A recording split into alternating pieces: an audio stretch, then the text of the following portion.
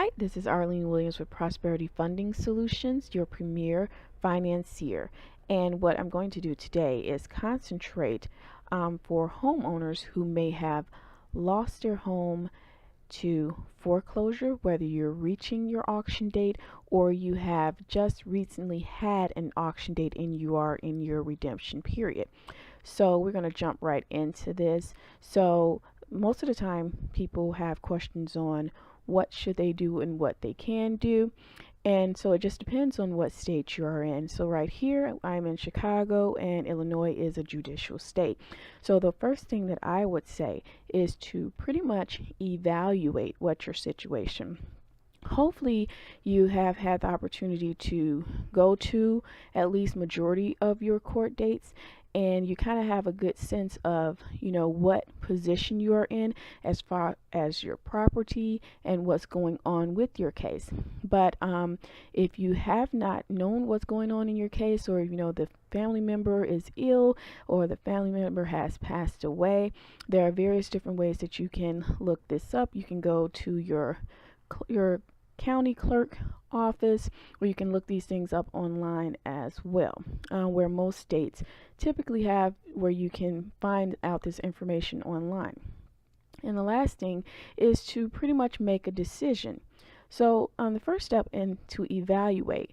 The reason why I say this, because we have seen over the several different years of we also invest, but we also invest in short sales, and we have seen where there have been many people who have walked away from their home just as soon as they received a notice of foreclosure, or they've walked away from their house and they're thinking or not knowing that they have a large amount of equity. So for me personally, I prefer to be your last option. Although I am an investor, I would prefer that you will try to go through all of your resources. And what I mean by that is to get your property evaluated, at least by a real estate agent, or look up these things online to get a good idea of what your home may be, provided that is in livable condition, or it is updated compared to the properties that you are looking at. Because quite a few properties that we see, at least I see here in our area, that a lot of people simply walk away or have just completely have given up due to because what the situation may be. All right. And this slide here, you may see that there is a redemption period. So if you have reached an auction date and your property has already sold either through a third party, which is an investor, or it has gone back to the bank, there is a redemption period. So once again, this depends on what kind of state that you are in. Where it is non-judicial or judicial, you have a certain period or a certain time frame where you can redeem the property. What that means is that you can pay the balance that is due, plus whatever fees or attorney fees, court fees there may be. That's either you coming out of your own pocket, or someone else that can purchase the property during the redemption period. So it's one thing that you may be aware of. Typically, especially here in Chicago, the redemption period used to be around 60 to 90 days, and is becoming quite common at this point that banks are asking for a shorter redemption period. So now you have less time to work with. And if you are reaching this time, so this is why I said it's best to know what your options are, to know what your case is, to know exactly what's going on and what things that you can do and you cannot do.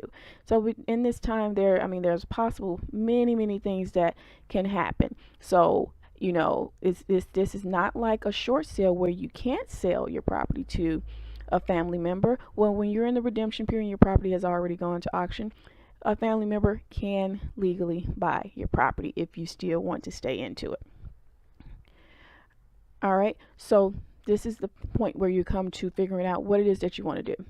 So if you're approaching this date and you still are in your home, or you already have left your home, it really is to make a decision.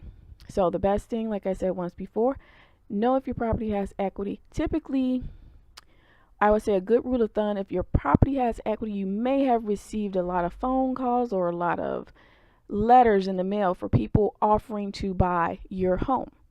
So the best thing to do is to evaluate your situation. And typically what I say in this time is that most people may feel as though someone may be trying to take advantage of you, but it's best to sell your home instead of walking away with it. At least at that point, you will have monies to relocate or to continue to live on, and not have all of this on your record, not have that foreclosure on your credit report, rather than just simply walking away. So it's a little bit harder to start all back over again once you have a foreclosure on your credit report versus if you sold it and you settle your debt. So these are the things that I would prefer that you guys to look after. If you have any questions or if you have any things that you want us to make any more videos about, please like and subscribe or place it in our comments. But we're looking forward to having or hearing you next time. Our next video is going to be about if your property was sold at auction and either the bank or a private investor has bought the property and it's sold for more than the balance due. So typically in that situation, which I prefer people not to try to take that risk, because unless you know what the starting bid of this auction may be, or if you know there are going to be quite a few investors trying to rush to get your property, that always does not play out. So usually at that time there would be a surplus amount that you would receive, or you should receive back, if your property sold much higher than what you owed. But until next time, like I said, like and subscribe or place in the comments the things that you would like to see, and we will enjoy talking to you.